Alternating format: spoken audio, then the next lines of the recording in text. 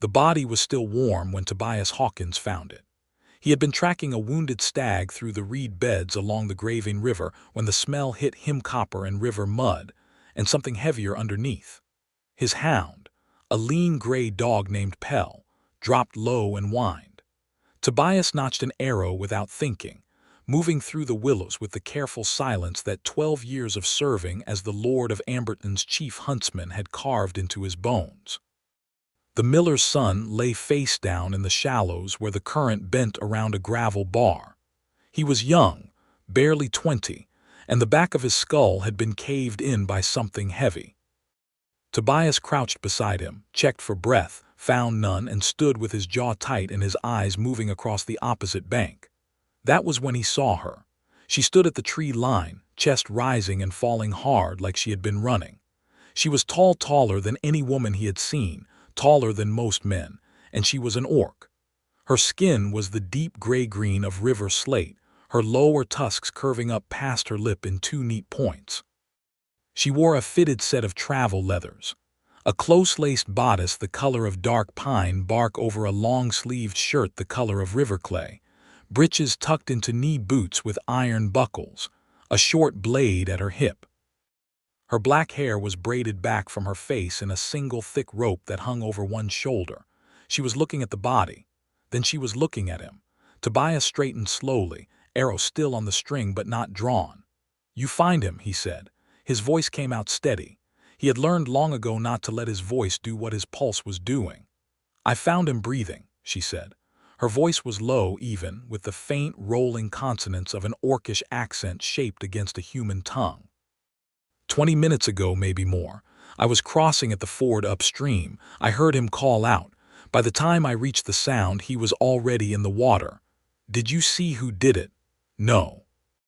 Did you touch him? A pause, careful.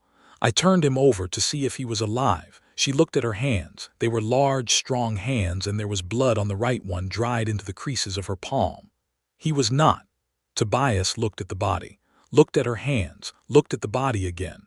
His mind was moving the way it moved when he was reading a track, sorting, ordering, laying fact beside fact. The wound was on the back of the skull. If she had struck him, she would have blood on her front, not just her palm. The reeds between her position and the body were undisturbed. She had not come from the tree line toward him. She had come from the direction of the ford upstream, just as she said. "What's your name?" he said. "Sharamph Fireblood. That a clan name?" "Yes, you far from your clan, very." He lowered the bow, unnotched the arrow, and slid it back into the quiver.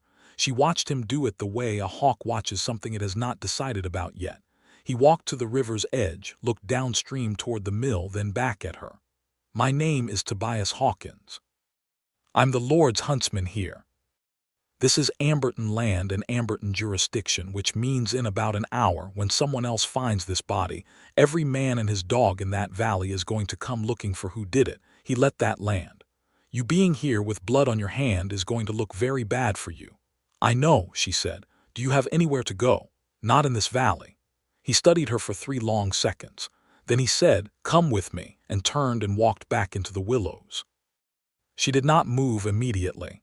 He heard her breathe once, sharp, as if she was making a decision. Then he heard her boots in the reeds behind him. The mill sat at the head of the Greyvane Valley, where the river narrowed between 2 limestone bluffs. The valley itself was a long green throat farms on the flat land, orchards climbing the slopes, a ferryman's crossing half a mile below the mill where the river widened and ran slow. The village of Amberton's Ford lay at that crossing, 12 houses, a tavern, a smithy, and a small stone hall where the Lord's reeve collected his tolls. It was not a large place, but it was not a blind one. Everyone knew everyone else's business by the time the sun went down. Tobias brought her to his own cottage, which stood at the edge of the Lord's wood, a 1/4 mile up the valley's northern slope above the farmland. It was a small stone building with a low roof, a good fireplace, and a lean-to stable attached. It was the kind of house a man lived in alone and had lived in alone for a long time. Useful, tidy, stripped of anything decorative, the shelves full of leatherworking tools, fletching supplies, and dried herb bundles for tracking season injuries.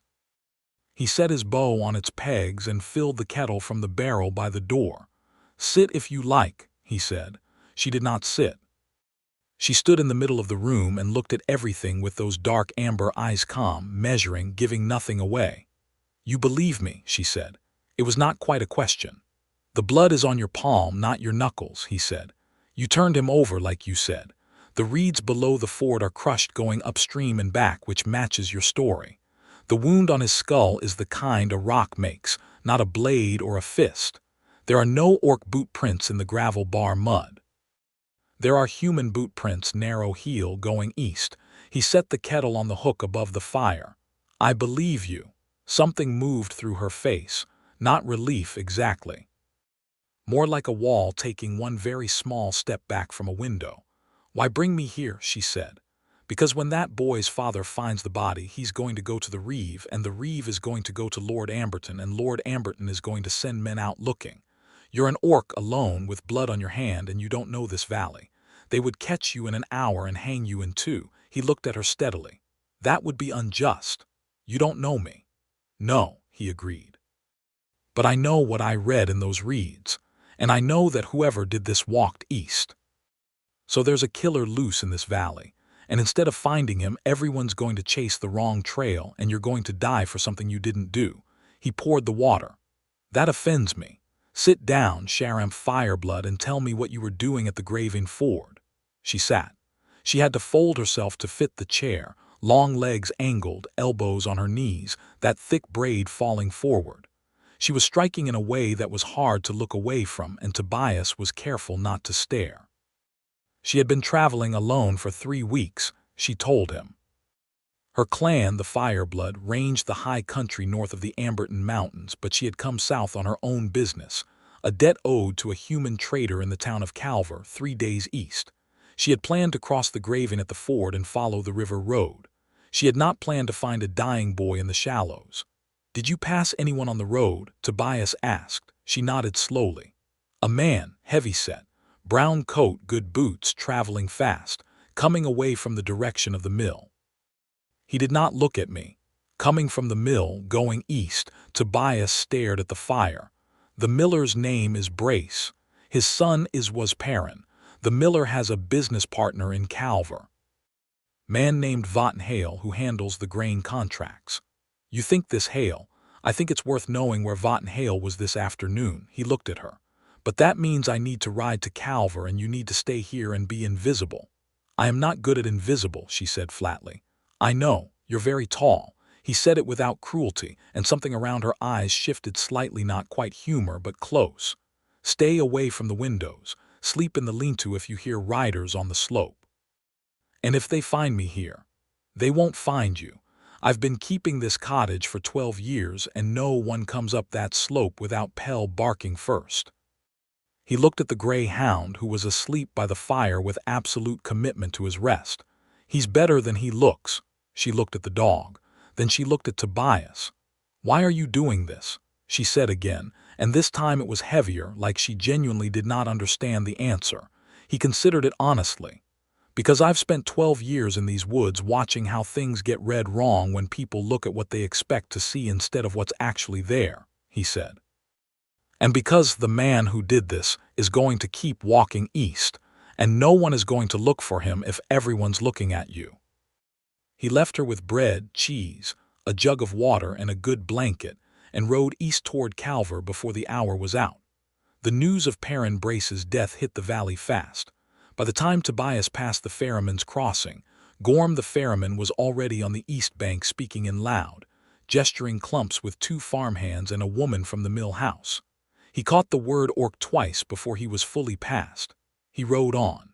Calver was a market town 3 hours east along the river road. He reached it by mid-afternoon, stabled his horse at the public yard, and went to find Votten Hale.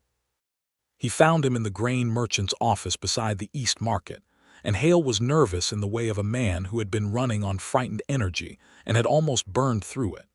His boots were mud-caked to the knee-river mud, gray-brown, the distinctive color of the Greyvane's gravel beds. He had a long scratch on the back of his left hand, and when Tobias walked in and said, simply, "Perrin Brace is dead," Hale went 3 shades wrong before he caught himself. It took another hour, and the Reeve of Calver, and a letter of authority from the Amberton seal before Hale broke. He had gone to the mill that morning to renegotiate a contract. The negotiation had become an argument. The argument had gone outside to the river bank, and Perrin had said something that Hale claimed he could not repeat. Hale had struck him with a river stone. He had not meant to kill him. He had meant to silence him. He had walked away while Perrin was still making sounds. He had not looked back. Tobias rode back to the valley with 2 of Calver's wardens and a sealed confession that had been witnessed and signed. He reached his cottage on the northern slope after full dark, tied his horse, and went inside. Sharamph was sitting at the table. She had not lit a lamp. She was sitting in the dark with her back to the door and her face turned toward the black square of the window. She turned when he came in, and he read something in the set of her jaw that told him she had been sitting there for a long time not knowing which way this was going to fall. He lit the lamp, set it on the table, sat down across from her. "Votten Hale confessed," he said. "He's in custody in Calver. The Reeve of Calver is writing to Lord Amberton tonight. You're clear." The silence stretched for a moment. Then she pressed her palms flat on the table and breathed once through her nose, slow and deliberate. "Just like that," she said. "Just like that." She was quiet for another long beat. Then she said, "You rode to Calver and got a confession in." She glanced at the dark window. 5 hours. "I had a head start on the right questions," he said. "The man in the brown coat with the good boots traveling east, that's Hale. He's always had good boots for a grain merchant. I've met him twice at Lord Amberton's quarterly reckoning. And the Reeve just believed you, believed this Hale confessed. He had river mud on his boots and a scratch on his hand from the reeds. And when I said Perrin's name, he looked like a man whose legs stopped working." Tobias leaned back. "It's mostly in the face. People's faces tell you things they haven't decided to tell you yet." She studied his face for a moment as if testing that statement. "What is my face telling you?" He looked at her honestly.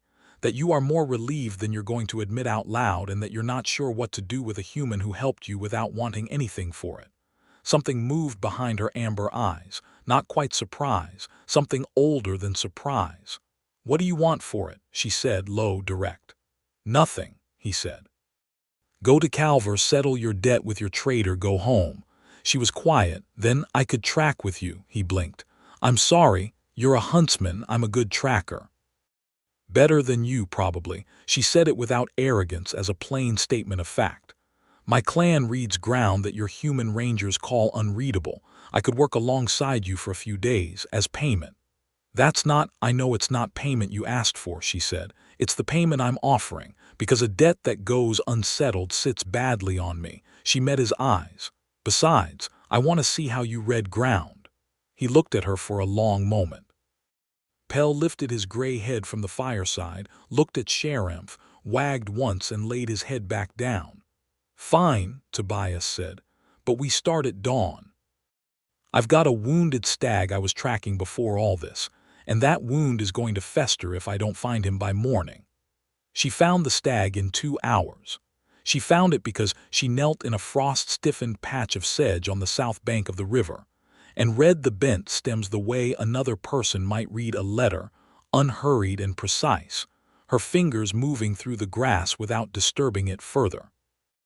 Then she stood and pointed southwest, and they walked in that direction and found the stag bedded in a thicket of hazel, exhausted, the arrow wound already beginning to turn. Tobias put it down cleanly, and she helped him dress it and load it on his horse without being asked. "You're quiet when you work," she said, walking beside him on the way back up the slope. "So are you," he said. "I was taught that noise in the field costs you." She glanced sideways at him. "Your hound is very quiet, too. Pell came to me already trained. Previous huntsman's dog. He died the huntsman, not the dog, and Pell just followed me home one day and decided the arrangement suited him." "And did it suit you?" "Very much," he said. "I find good company in quiet creatures." She made a small sound. Not a laugh exactly, something in the neighborhood of it. He should have sent her on to Calver the next morning. He knew that. The sensible thing, the uncomplicated thing, was to let her go settle her debt and return to the high country and become nothing more than a strange few days in a long career of strange days. But the morning came and she was already awake when he rose, standing in the doorway of the linta with a cup of water and a look on her face like she was waiting for the day to begin, and he did not say go. He said come on then, and they went out into the gray-green valley. She stayed 4 days, then 5. Then a week passed and she was still there, sleeping in the linta with the horses because she said she slept better in the cold, and working alongside him on the Lord's wood with a quiet efficiency that made the days feel effortless in a way they had not in years. He lived alone. He had always lived alone. His mother had died when he was 10, his father had given him to the then Lord Amberton as a page at 12, and he had grown up in the service of the wood with no family to return to and no particular plan to make one. He was 32. He was not unhappy. He was also not, he realized slowly, as fine with the solitude as he had believed. It was the small things that told him. The way the evening felt different when he came back to find a lamp already lit. The way she would sometimes say exactly what he was thinking before he had found the words for it, looking at the same piece of ground with the same question in her eyes. The way Pell had simply decided she was his person too, sleeping across her feet in the evenings with a contentment that the dog had never shown toward anyone else. On the 8th day, she came back from the river crossing with a look on her face that was carefully neutral in the way that meant it was covering something else. "They're talking about me in the village," she said. "They've been talking since day one," he said. He was at the chopping block splitting kindling and he did not stop. Today they were louder. She set down the water she had been carrying. "A woman at the ford. She told me I had no business in this valley and that I should go back to where I came from before something happened." He set the hatchet down. "Which woman?" "Old, gray-braided, mean eyes. Gorm's wife, Della." He picked up the hatchet again. "She's been mean-eyed about everything for 30 years. She told the Lord's Reeve last spring that his dog was a bad omen and the harvest was going to fail. The harvest did not fail." "She means it about me, though," Sharamph said, not distressed, observational. "Yes," he said honestly. "She does, a lot of them do, but a lot of them are also curious, and that's more dangerous and also more useful." He split a piece of kindling. "People are scared of what they don't know. You've been here 8 days and none of them have got to know you. That's mostly what this is." "I'm not here to charm your valley," she said mild. "I know," he glanced at her, "but you're also not gone, so." She was quiet. Then, "Do you want me to go?" The question sat in the morning air between them. He looked at her, really looked, the way he hadn't let himself fully do yet. She was watching him with those amber eyes, clear and direct, no guard on the question at all. She was asking plainly, without armor, and that took a kind of honesty he hadn't expected. "No," he said, "just that. No qualifications." Something warm and unmistakable crossed her face. She turned away before it could be read clearly, but he had read it. She did not go to Calver. She went to Calver later, 2 weeks in, but by then the trader was a day's errand and she was back by nightfall. She came back with a small package wrapped in oilcloth that she put in her saddlebag and did not explain, and he did not ask. The frost was coming on now, mornings cold enough to see breath, the valley's oaks going copper and gold above the mill. The Miller brace had gotten word that Hale was in custody, and the grief in the valley had shifted slowly from its first hot anger, which had, Tobias knew, been pointed at Sharamph, at the orc in the huntsman's cottage, toward the slower, harder grief of knowing who was actually responsible. That shift did not make everyone kind, but it made most of them quiet about it. On a Tuesday, Tobias was called to the Lord's Hall to report on the winter game count. He rode down in the morning and left Sharamph with the instruction to do as she liked and not let Pell eat the smoked venison hanging in the lean-to. He was at the hall until midday. When he came back up the slope, he heard voices before he could see the cottage male voices, 3 of them, and he came around the bend fast. There were 3 farmhands in the yard. He recognized 2 of them, brothers named Cott and Will from the farm in the lower valley, large young men who were decent individually and poor company together. The third was someone's cousin from Calver who he didn't know. They were not touching her. But they were standing in a ring, and the words they were using were the kind that didn't need fists behind them to leave a mark. Sharamph stood in the center of that ring with her arms at her sides and her face like a locked door. She was not afraid. He could see that, but there was something in the set of her jaw that was the expression of a person who has been very still for a very long time and is deciding how much longer to stay that way. Tobias came through the gate of the yard at a pace that made Pell scramble sideways. "Get off my land," he said. His voice was flat. Cot turned. He was big, flaxen-haired, and slow to shift gears. "Hawkins." You're standing in my yard talking to my guest in a way I don't permit in my yard," Tobias said. He kept walking until he was standing between them and Sharamph and stopped there. "Off, now. Lord Amberton ought to know you're housing an orc." "Lord Amberton's household is where I'm coming from," Tobias said. "Lord Amberton knows. Off." The three of them looked at each other. The cousin from Calver was already drifting toward the gate. Will caught his brother's sleeve. After a long moment that was more about pride than sense, the brothers went. He stood at the gate until they were down the slope. Then he turned. Sharamph was still standing in the yard. Her arms were still at her sides. She was looking at him with an expression he couldn't categorize, not quite gratitude, not quite assessment, something between them. "You did not have to do that," she said. "I know," he said. "I could have handled it. I know that too." He looked at her steadily. "I just didn't want you to have to." She breathed once, slow, and looked away toward the valley below, and he watched the line of her shoulders change, a barely perceptible dropping of something that had been held up a long time. That night she sat across the fire from him and talked more than she had in all the previous days combined. She told him about the Fireblood clan, about the high country above the Amberton Range, where the summers were short and brilliant, and the winters were long enough to swallow a man whole. She told him about her mother, who had been a war chief, and about how she herself had been trained to fight and track and lead before she had any interest in any of those things. She had wanted to learn the naming of plants, the way the old clan healers knew them, but there was no one left to teach it. She told him about the debt to the Calver trader, which had been her sister's debt, and her sister had died of the river fever 2 winters back, and Sharamph had come south to settle it because she could not leave a thing like that hanging. She said her sister's name and then stopped talking for a moment, looking at the fire. He did not ask questions. He sat quietly and let her find her own way through it. "She was the one who wanted to be a healer," Sharamph said eventually. "She knew more plant names than anyone. She should have lived." "She sounds like she was someone worth knowing," Tobias said. "She was." A pause. "You would have liked her. She had very good manners and she was terrible at tracking, and she made the best rye bread I have ever eaten."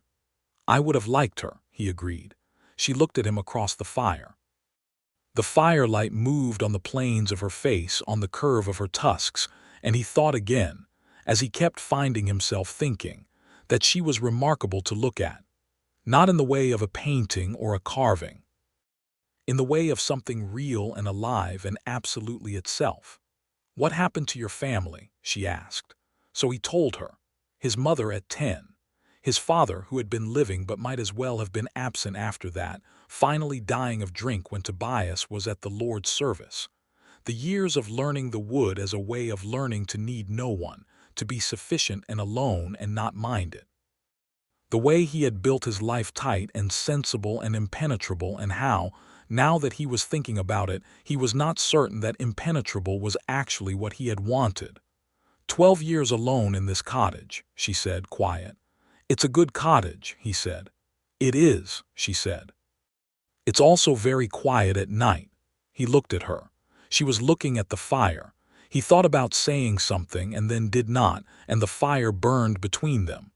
In the morning she said she wanted to go to the ferryman's crossing to buy fish, and he said he would come. They walked down together in the early frost. At the crossing, old Gorm was setting out his morning catch on a plank, and his wife Della was standing outside their house with her arms folded and her gray braid over one shoulder and her mean eyes working hard. Sharamph bought her fish without incident. But when they turned to go, Della said, loudly enough to carry across the yard, "That thing ought not to be here.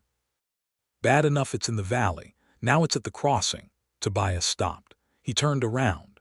"Della," he said, the same flat voice he had used on the brothers. "Her name is Sharamph Fireblood. She is a guest of mine, and if I hear you call her a thing again, I'll bring the reeve down here and explain how you've been overcharging the upland farms for ferry crossings by a quarter toll for the last 2 years." Dead silence. Gorm went the color of old cheese. Della closed her mouth. Tobias turned and walked. Beside him, Sharamph was silent until they were past the crossing gate, and then she said very quietly, "You know about the toll." "I've known about the toll for a year," he said. "I was saving it." A pause. "For what?" "For something worth saving it for." He glanced at her sidelong, and for just a moment something quick and bright moved across her face that he had not seen there before, something that changed the whole landscape of it. She laughed. It was not a long laugh, and it was half swallowed, but it was real. He felt it like a hand placed open and warm against his chest. The next few weeks arranged themselves into a shape he had not planned and could not have described to anyone. They worked together in the wood every day. She was teaching him to read orc sign without realizing she was doing it. It slipped in naturally. The way she would point out a thing and name it in her own tongue and then give him the translation, or show him how her people distinguished between a trail that was old and a trail that only looked old. He was showing her the Lord's wood, the way the land lay, the places the game moved between, the places the poachers came from. She had an opinion about the poachers. "You let them take too much from the east run," she said one afternoon, looking at the ground near the eastern boundary marker. "The sign is too heavy here. They're coming regularly, weekly. I know. I've been waiting for them to make a bigger mistake. Why not just track them now?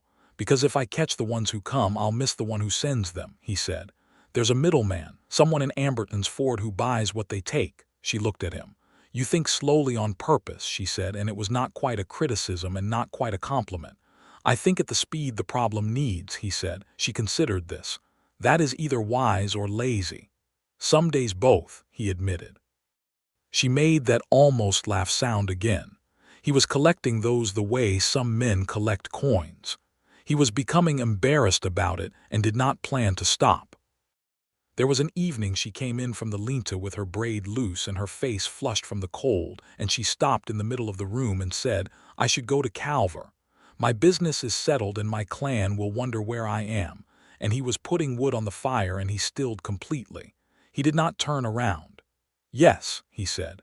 "I should," she said. It was not the same as "I will." He turned around then.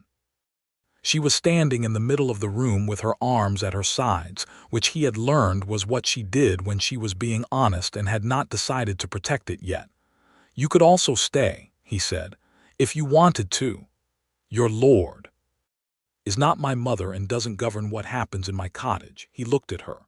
"You can come and go as you like, Sharamph. I'm not making demands. I'm saying that this," he gestured vaguely at the room at the fire at Pell asleep on the rug, "has been better with you in it. I thought you might want to know that." She looked at him for a long, still moment. Then she crossed the room and sat down in her chair by the fire and said, "I'll write to the clan in the morning." He sat down in his chair. Pell did not wake up. The fire burned, and that was that. She went to Calver herself the following week, alone, riding his spare horse, and was back in 2 days. When she returned, she brought the oilcloth package from her saddlebag and set it on the table between them and unwrapped it.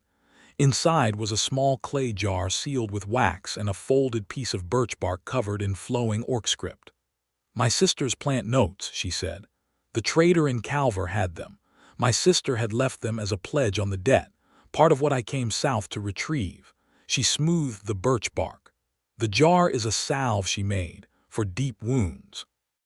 I've been trying to remember the recipe from the notes." She looked up. "I thought you might need it. Huntsmen get deep wounds." He looked at the jar. He looked at the birch bark. He looked at her. "Thank you," he said. "It's practical," she said. "It is," he agreed. "It's also kind." She looked away, but not before he caught the faint flush at the edge of her jawline that he was learning to read. November came hard. The Greyvane ran dark and the valley took on the gray-green winter color of wet moss and black bark. Tobias tracked the poachers on the east run and found them, as he had expected, on a Wednesday, carrying more than they could have used themselves. He brought 2 of them to the reeve, and by a careful unspooling of their accounts, found the man who had been buying from them, the tavern keeper in Amberton's Ford, a compact, quick-eyed man named Dury who had been reselling the game to a road merchant out of Calver. Lord Amberton was satisfied. Tobias was given a small purse and the North Range added to his patrol, which was a gift that was also a burden, and he accepted it the way he accepted most things from the Lord, with courtesy and a private assessment of the actual situation. He came home that evening to find the lamp lit and bread on the table. Sharamph was at the window, watching the last light leave the valley. When he came in she turned, and whatever she saw in his face made her set down the cup she was holding. "Sit," she said. Not unkind, firm, he sat.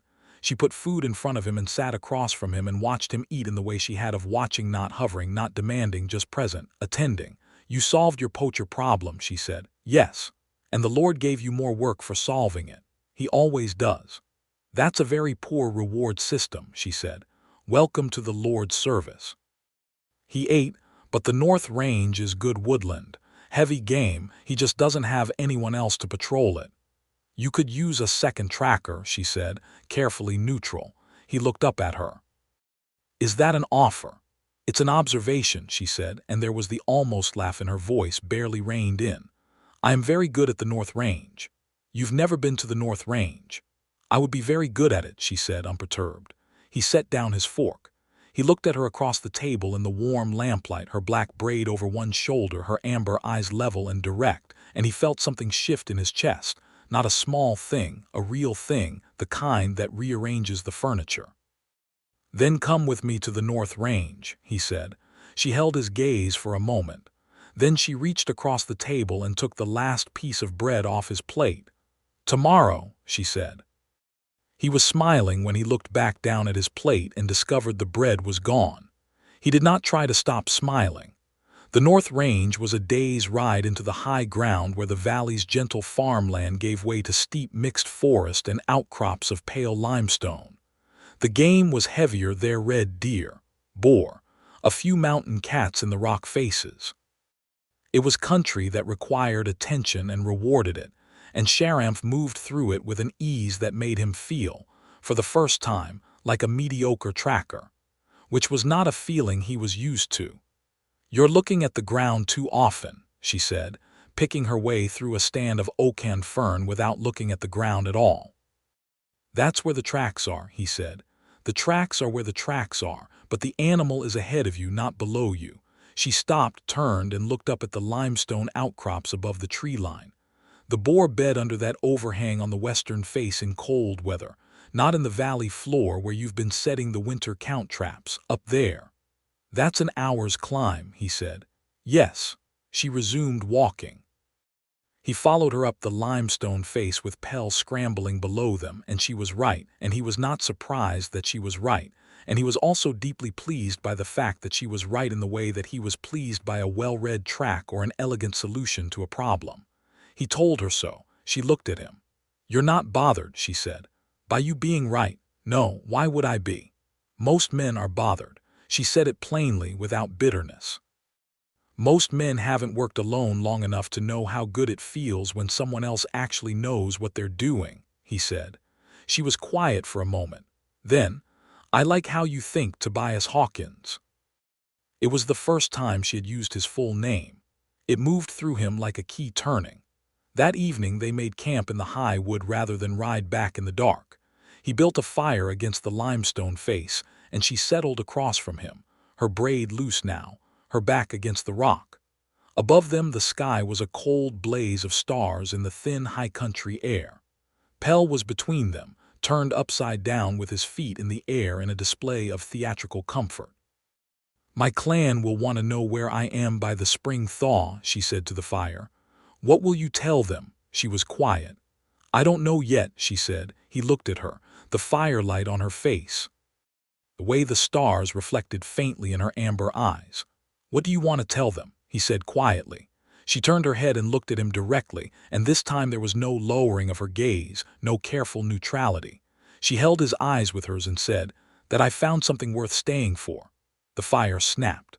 Pell rolled over without waking. The wind moved through the high pines somewhere above them. He reached across the space between them and put his hand over hers where it rested on the limestone.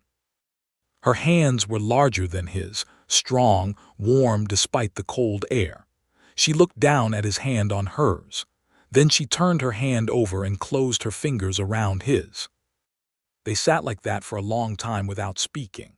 He leaned toward her and she leaned toward him at the same moment, and when he kissed her it was not tentative. She was not a woman who permitted tentative, and he was not, in that moment, a man capable of it. Her free hand came up and touched his jaw, careful and direct, and he felt her exhale through her nose as if something she had been holding in for a while was letting go. When they broke apart, she looked at him steadily, searching his face for something. Whatever she found there, it made her say, low and certain, "This is not a thing I do carelessly." "I know," he said. "Neither do I. I mean this is not a passing thing for my people when we choose Sharamph." He was still holding her hand. "I know, I'm not asking you for a passing thing." Another silence. Then she leaned forward and pressed her forehead to his shoulder and breathed slowly once, twice, 3 times. Long, deliberate breaths like she was taking stock of something very important. He did not ask questions.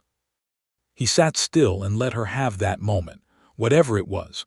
Whatever calculation or reckoning or releasing was happening in those slow breaths.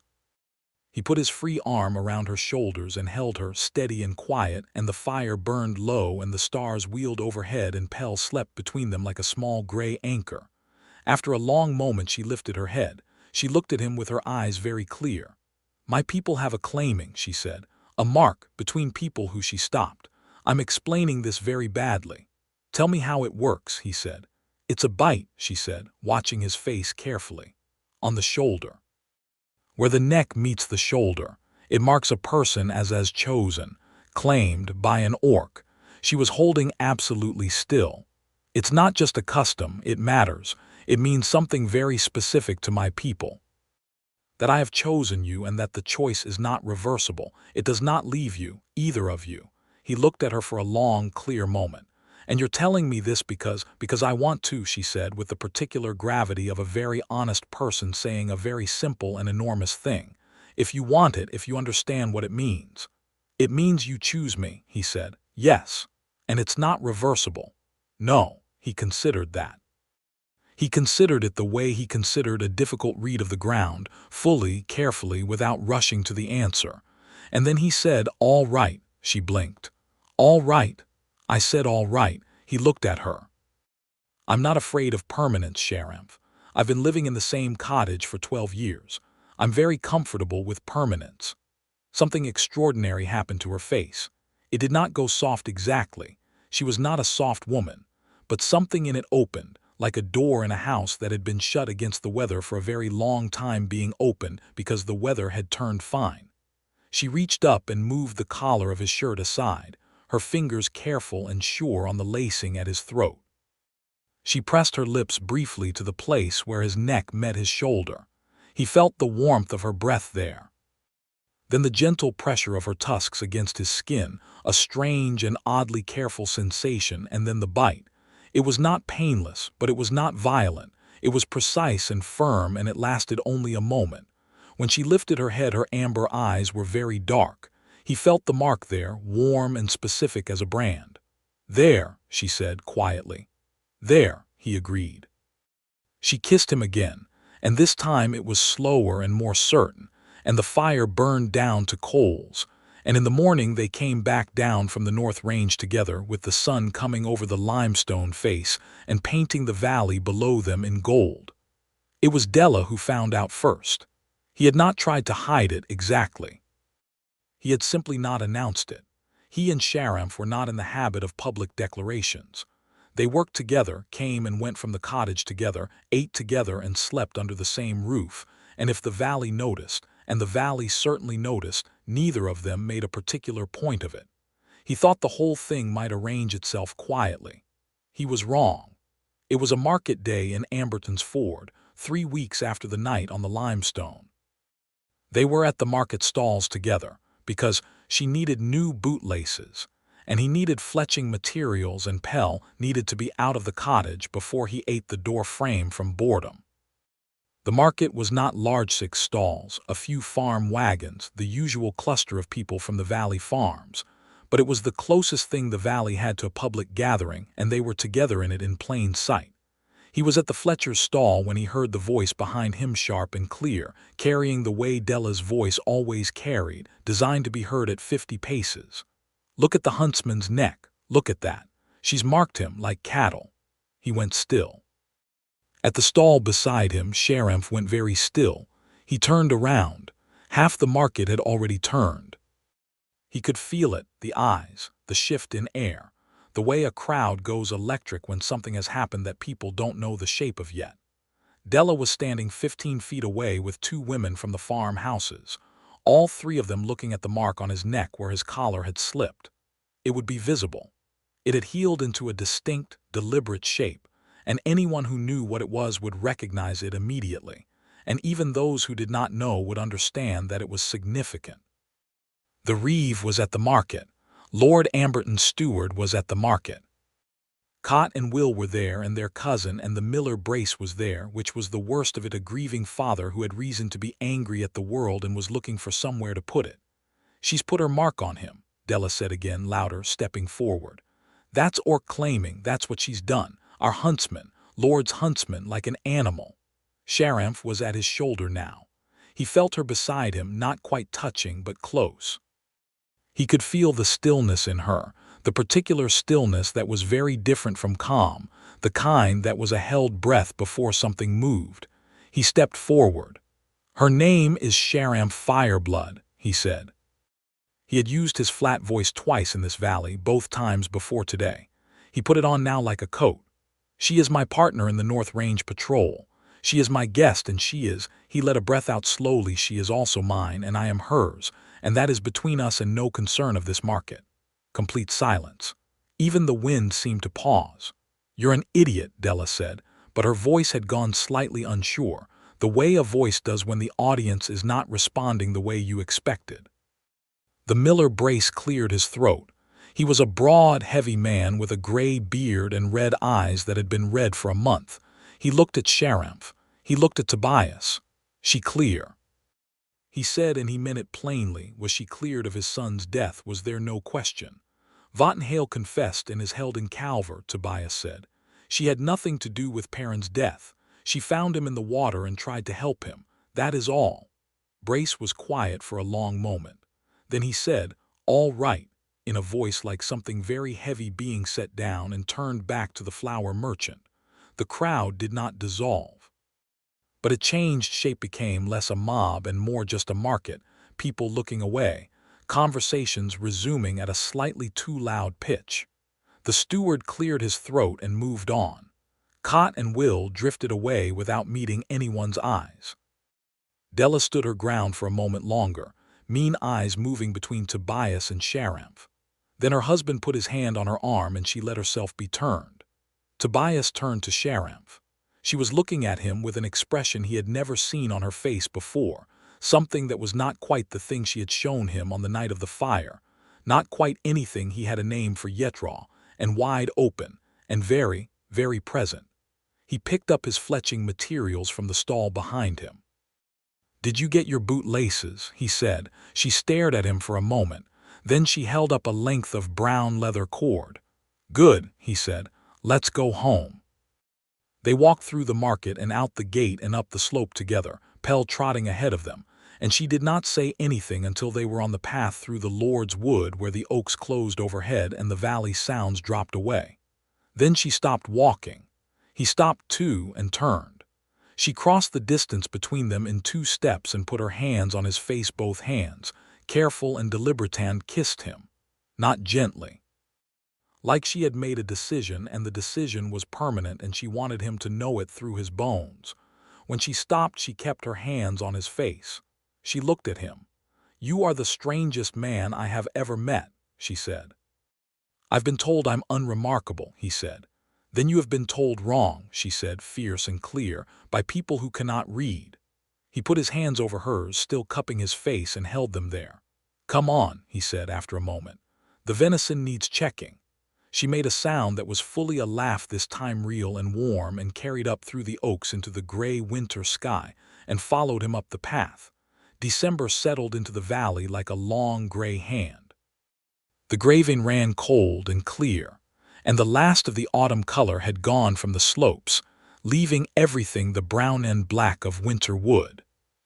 Tobias and Sharamph worked the North Range through the cold weeks, setting the winter count, moving the trap lines, reading the boar sign on the limestone faces. She was teaching him to make the orc tracking marks. She used small cuts into bark or stone that told a story to anyone who knew the language, signs that could say when, how many, which direction, and how urgent, all without words. He was teaching her the Lord's range management, the way the seasons' tallies worked, the places where the water ran lean in summer and fat in winter, and how that moved the herds. They moved well together. He thought sometimes that this was the thing he had not known he was missing, not company in the abstract, not warmth in the abstract, but this. A specific person who fit alongside him in the actual work of his actual life, who could be quiet in the right moments and direct in the right moments, and who looked at the same piece of ground he looked at, and saw the same things with the same seriousness and the same pleasure. She told him more about the Fireblood clan, the structure of it, the kinship lines, the way the claiming mark worked in her people's social order. Among the Fireblood, when one of their own placed the mark, it was a public statement, entered into the clan's accounting. It meant that the named person was under the clan's protection. It meant that any harm done to him was harm done to a Fireblood and answered accordingly. "Your clan is protecting me now," he said. He was carving a new arrow shaft by the fire, and he looked up at her with genuine interest. "From afar," she said. "When I return, I'll bring you to them." Formally, she looked at the fire. "They will want to know you. Will they like me?" "No," she said immediately. "Not at first. You're human. You're not large. You have a very quiet dog," she considered. "My uncle will probably try to arm wrestle you." "I'll lose," he said.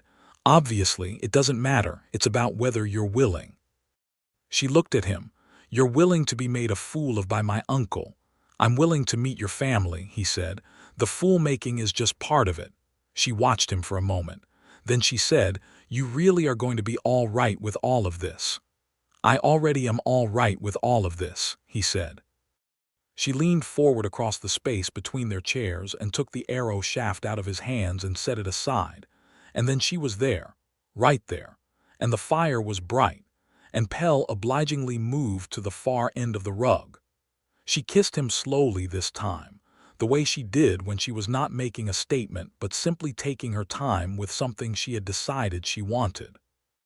He let her lead because she was very good at it, and because there was something deeply satisfying in being wanted by someone who knew exactly what they wanted and had no reservations about it. He felt the warmth of her hands, the careful presence of her tusks. He had learned to navigate them without thinking about it, in the way you learn the furniture of a room you love, and her breath warm against his jaw when she pulled back slightly. "Stay," she said, not asking him to stay in the room. "Something larger." "I'm not going anywhere," he said. "When I go to the clan in spring, when I present the claiming formally." That could be. She stopped, and for the first time since he had known her she looked genuinely uncertain. "Not everyone will be welcoming. Human and orc together is my people have opinions, stronger opinions than your valley in some ways." "You said your mother was a war chief," he said. "Yes." "And you're her daughter." "Yes." "And you put the claiming mark on me." "Yes." "So you've already made the decision," he said. "You're not asking for their permission, you're giving them the news." She stared at him. Then very slowly the uncertainty cleared from her face. "Yes," she said, "I am." "Then I'll be there when you give it," he said. "And if your uncle wants to arm wrestle me, I'll lose with good grace and then ask him to tell me about the high country because I genuinely want to know." She leaned her forehead against his. They stayed like that for a moment, her breathing slow and his matching it. "You are going to absolutely disarm all of them," she said. "It's going to be very irritating." "I'll try to maintain at least some mystery," he said. "You have no idea how to maintain mystery," she said. "That's true," he admitted. "What I have instead is patience and genuinely good tracking instincts." She laughed, and he felt it against his face, and it was the warmest thing in a warm room. January was cold and very still. The valley slept under frost, and the nights were long enough to fill with conversation. He learned her language slowly, a few words at a time.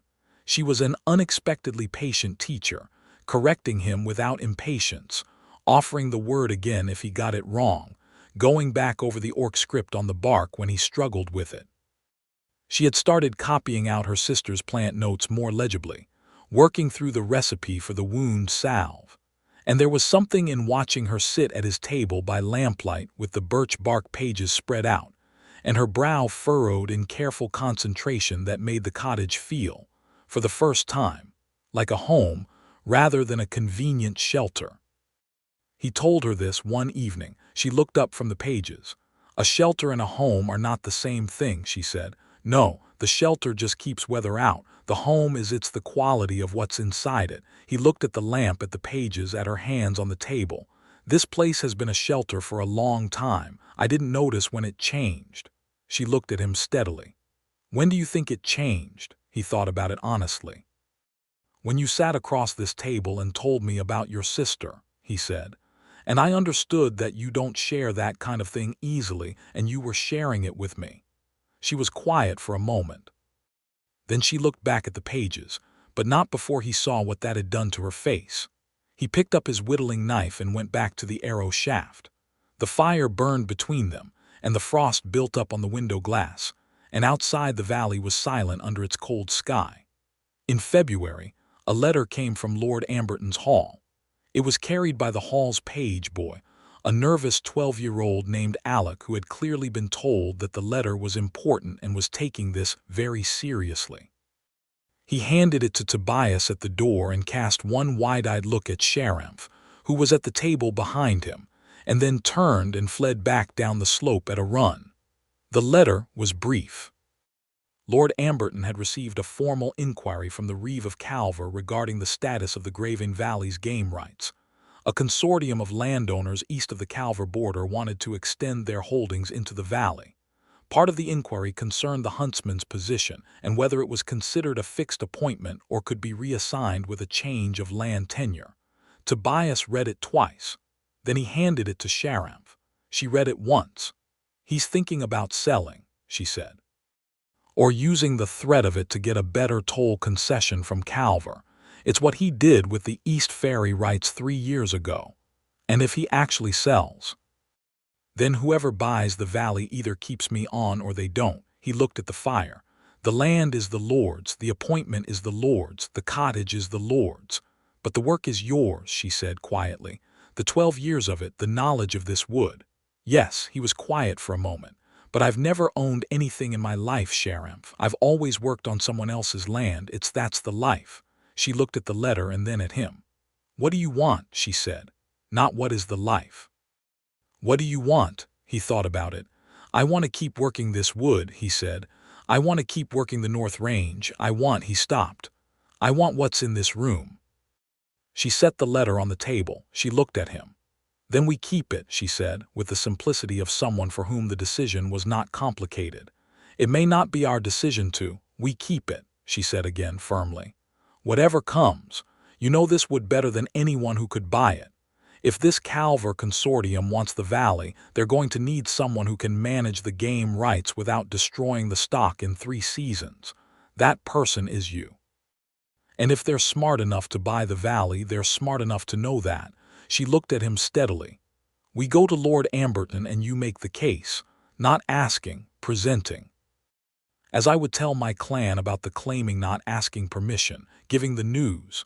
He looked at her. Something in him settled. "You're very good at this," he said. "I'm very good at a great many things," she said, and there was the dry precision that he had come to love as distinctly hers. "You're only now catching up." He went to Lord Amberton's hall the next morning. He was there 3 hours.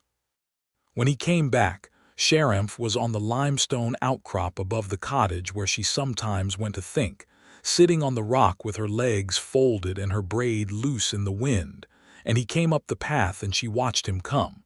He held up the letter. "Fixed appointment," he said. "Written into the next land deed, whoever buys.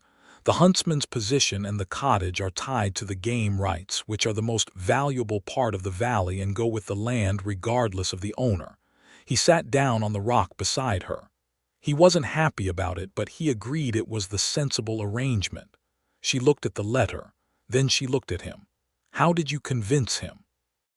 "I told him that the East Consortium doesn't know this wood and can't learn it in less than a decade, and that any new owner who tries to work the range without me will overfish it in 3 seasons and undercut the very value they paid for." He folded the letter and put it in his coat. "And I told him that I have a second tracker now who knows the North Range as well as I know the valley, and that makes the appointment twice as valuable." She looked at him. "You named me." "I did, to Lord Amberton." He was curious. "I told him who you were and what you could do, and that you had identified the Boar ground on the north face that I had been missing for 2 winters. He looked at her. He said, and I quote, "If she can find what my huntsman misses, she is worth knowing." She was quiet, then with some difficulty he said that. He did. She looked out at the valley below, the Greyvane running cold between its banks, the mill wheel still, the farms frost-gray, the ferry crossing quiet in the winter light. "This is a strange valley," she said. "It's a good valley," he said. "It's got difficult people and mean ferrymen's wives, and it took months to figure out the poachers, and the Lord is more worried about his toll income than his game stock. But he looked at the valley too. It's got good north range, and the river runs clean, and the oaks on the south-facing slope are 300 years old." He paused. "And the cottage has a good fireplace." "The cottage has an excellent fireplace," she agreed gravely. He took her hand. She let him. They sat on the limestone in the February wind and looked at the valley and said nothing for a while, and it was the particular quiet of people who have run out of the need to fill space. Spring came in slowly, the way it did in the valley, first in the south-facing meadows, then up the slopes, the oaks coming into new leaf, the Greyvane running high and fast with snowmelt from the ranges above. The boar came down from the limestone faces. The red deer shed. Pell, who had been somewhat put out by the indoor confinement of winter, embarked on a personal campaign of racing around the cottage yard at speed, and then sleeping for 12 hours. They went to the Fireblood clan in the first week of April. It was 5 days' ride north and up, through the valley, and then the mountain road, and then the high pass. And on the other side the land opened into a high plateau country of wind-bent pine and open meadow and sky that went on forever. The clan's winter camp was breaking up into the spring range when they arrived, a collection of large hide tents and stone-ringed fire pits, horses and dogs, and the constant low noise of a community in motion. He felt them before he saw them, the way the nearest cluster of people stopped moving and looked, the way the word moved through the camp, human here, and the way people arranged themselves to look without quite staring. She rode beside him, straight-backed, unhurried. She raised her hand in a greeting that people returned carefully, their eyes going between her and him. Her uncle was a man named Gorath, who was enormous even by Fireblood standards, and had the look of someone who had been waiting for something to object to and was very interested in Tobias as a candidate.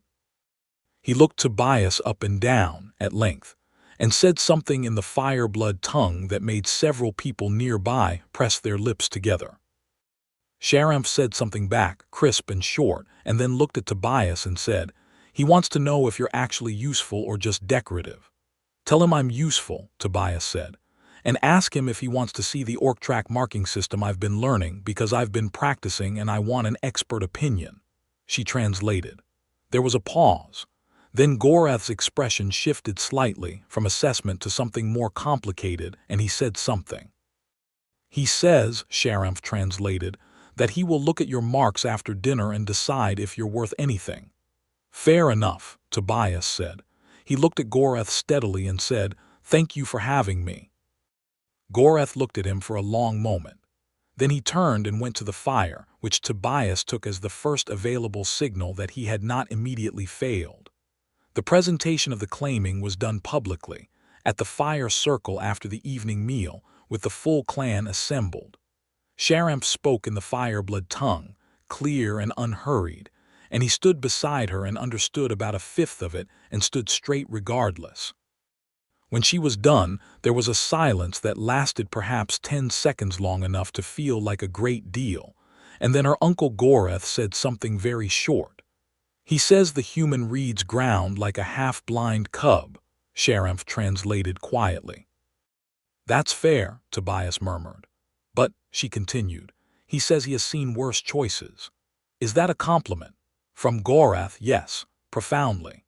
He had shown Goreth his tracking marks before dinner, and Goreth had corrected 3 of them with the absolute authority of a man who has been doing this for 40 years, and then shown him 5 marks Tobias had never seen, and explained their use with the careful thoroughness of a teacher who wants the student to get it right.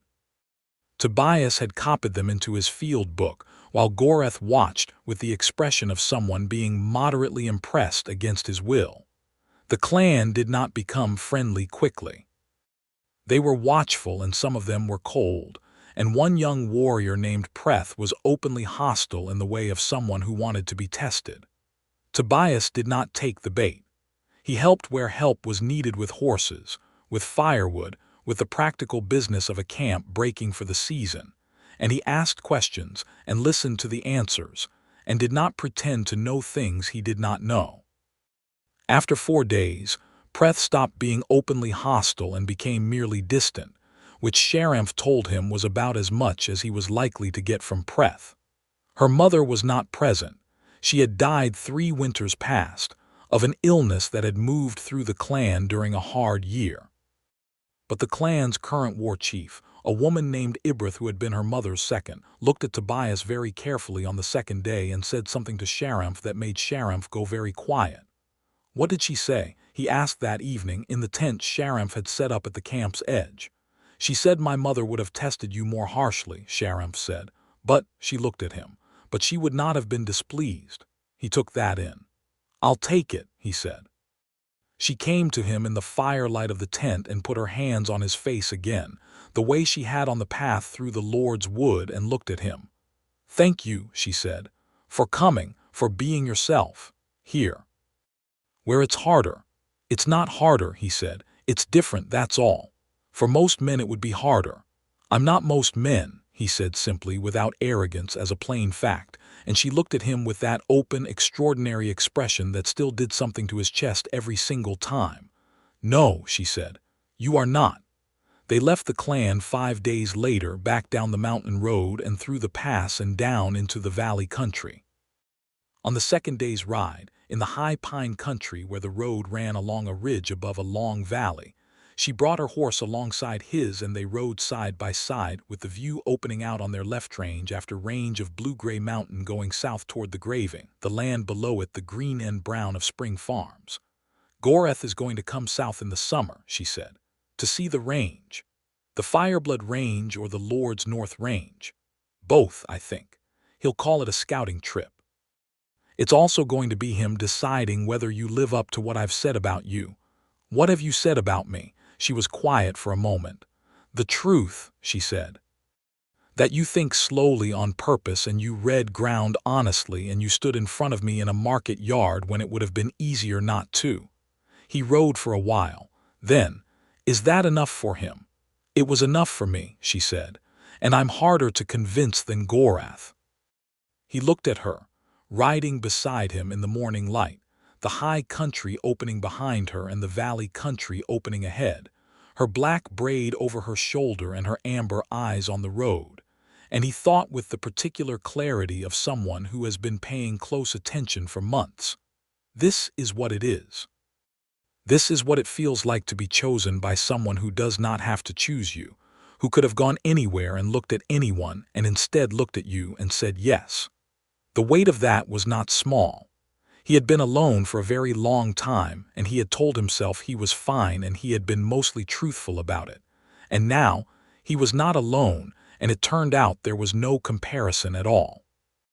They came back down into the Greyvane Valley on the third day, over the northern ridge at mid-morning with the spring valley laid out below them, the river high and bright, the mill turning again, the farms green, the ferryman's crossing busy with the spring trade.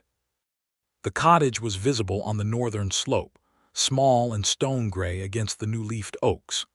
Pell met them at the bottom of the slope. He had been left with the smith in the village, and had apparently come home on his own initiative that morning and ran circles around the horses with an energy that suggested he had been waiting specifically to make this point. They unsaddled and brushed the horses and turned them into the paddock. She carried her saddlebag inside and set it on the table and stood in the middle of the room and looked at the fire that had burned out while they were away, at the shelves of fletching tools and dried herbs, at the oilcloth package from her sister's things that still sat on the shelf above the fireplace. He was at the hearth, rebuilding the fire, and she came and crouched beside him and fed the kindling as he struck the flint, and the fire caught, and they both sat back on their heels watching it grow. "Home," she said. Quietly, "Home," he agreed. She sat on the hearthrug and leaned against the stone, and he sat beside her, shoulders touching, and Pell came and planted himself across both their feet with great satisfaction. The fire built. The valley sounds came in through the cottage walls, the mill, the river, the early birds. She put her arm around him without preamble, and he turned into it, and she was warm and solid and present, and he put his face against her shoulder for just a moment of letting the months of it settle, and she held him there, steady and certain. When he straightened, he looked at her. "I need to send the Lord's spring count by the end of the week," he said. "I know. I've already noted the boar numbers from the north face." She looked at him. "The red deer are early this year on the south slope. I counted 18 does in the meadow above the mill this morning." "Good. I'll add them to the tally." He watched her. "You're going to make the North Range paperwork significantly better." "Everything I touch becomes significantly better," she said. He laughed fully, the way he didn't laugh often. She watched him with that open look, pleased with herself in a way she was not bothering to conceal. "Immodest," he said. "Accurate," she said. He kissed her because he felt like it, and because she was right there, and because the fire was warm and the valley was good and Pell was asleep on their feet. She kissed him back with her usual certainty, her hand at the back of his neck, easy and warm and entirely unhurried. When they broke apart, he stayed close, her breath on his face, and looked at her steadily. "I want to make it official," he said. "In this valley. Not just the claiming, not just what we have. Something that says this in the language of this place. So when anyone looks at what we are, there's no question." She looked at him. "A marriage," she said, "if you want it." "Is that what you want?" "Yes," he said, "very much." She looked at the fire. She looked at the shelf with her sister's packet. She looked at him. "In my people's reckoning, the claiming is already a marriage," she said. "I know, but in this valley you want it clear." She met his eyes. "You want to stand somewhere and say it where people can hear." "Yes," he said, "because I want people to know, not because I need their permission, because I want them to hear it from me that this is what I chose." He looked at her steadily. "That you are what I chose." She breathed in through her nose, slow like the night on the limestone. "The Reeve can perform it," she said. "I assume he can. Your Lord Amberton will have opinions. He can have them, they won't change anything." She looked at him for a long moment, and then she did something he had not expected. She smiled, fully, without reservation, a smile that was the best thing he had ever seen on any face in his life, and said, "Then we will do it in this valley, publicly, and anyone who has opinions can take them to Della." He laughed again. She stood up and brushed the hearth dust from her breeches. "I am going to check the south slope deer count," she announced. "Now." "The count doesn't do itself," she said. She was pulling on her coat, not looking at him, but the smile was still there in the line of her shoulder, in the way she was moving. "Are you coming?" He stood up and put on his own coat and picked up his bow from the pegs. "Obviously," he said. She opened the door and the spring valley light came in, green and clean and full of the sound of the river, and Pell scrambled up from the hearth and shot between their legs out into the yard, and she stepped out after him into the morning. He stood at the door for just a moment, looking at her in the yard in the spring light, turning to look back at him with that clear amber gaze and the faintest challenge in it, the expression that meant, "Are you coming or not?" And behind her the valley going green and the river going bright, and 12 years of solitude behind him and everything else in front. He stepped through the door. She turned and started up the slope, and he fell into step beside her, and the morning received them both, and the valley held them in its long green throat, and it was warm and it was complete, and there was nothing left to find that had not already been found.